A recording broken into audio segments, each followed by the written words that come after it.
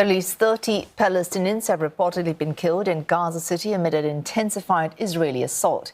The offensive followed the IDF's overnight evacuation order, urging everyone to leave the city.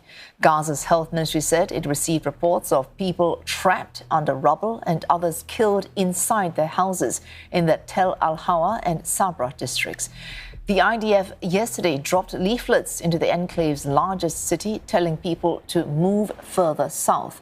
A UN spokesperson says the forced displacement is causing, quote, mass suffering, with local authorities calling it a form of psychological warfare against civilians who have nowhere safe to go. Hamas says Israel's renewed operation could disrupt ongoing efforts for a truce deal as negotiations in Doha enter their second day. The war is also threatening to expand into a full-blown conflict on Israel's northern front with Lebanon.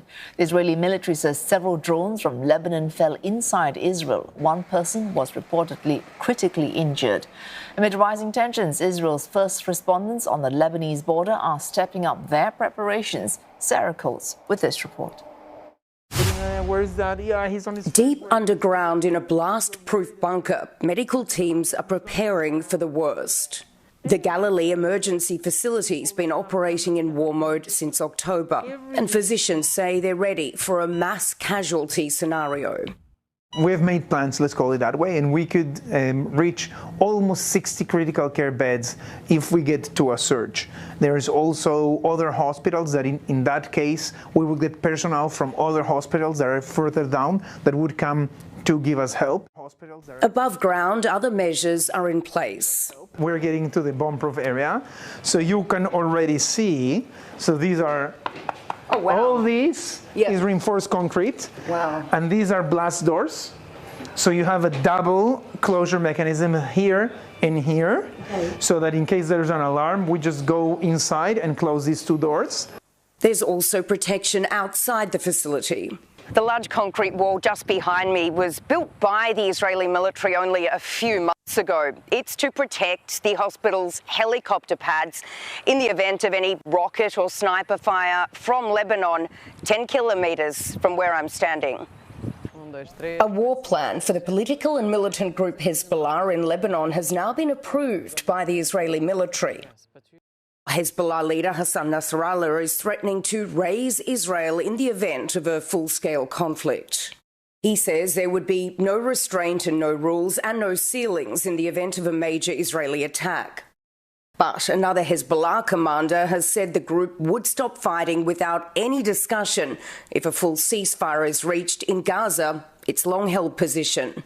IDF troops and tanks are being moved to the northern border, awaiting orders to cross the UN-designated blue line into Lebanon, even as Israel now says it prefers a diplomatic solution. It's been 18 years since Israel and Hezbollah fought a vicious 34-day war, something neither side is likely eager to repeat. Yet, if Israel were to move ahead, there are questions over its capacity for such a major military undertaking, especially as its Iran-backed opponent is much more heavily armed than Hamas. There are also fears about the role Iran would play with the armed groups it supports in the region. It has warned that all resistance fronts would confront Israel if it launches an offensive against Hezbollah in Lebanon. While some Western officials have downplayed how formidable a paramilitary force Hezbollah has become, that's not the feeling here on the ground. Rockets and missiles of Hezbollah can reach almost everywhere in Israel. Of course, we have Iron Dome, but the amounts are huge. And we understand that Iron Dome will not be enough. Hezbollah also claims to have more than 100,000 soldiers, battle-hardened from fighting in the Syrian civil war. The threat remains real. Since the Gaza war began, Israel and Hezbollah have been engaged in increasingly hostile tit-for-tat cross-border fire.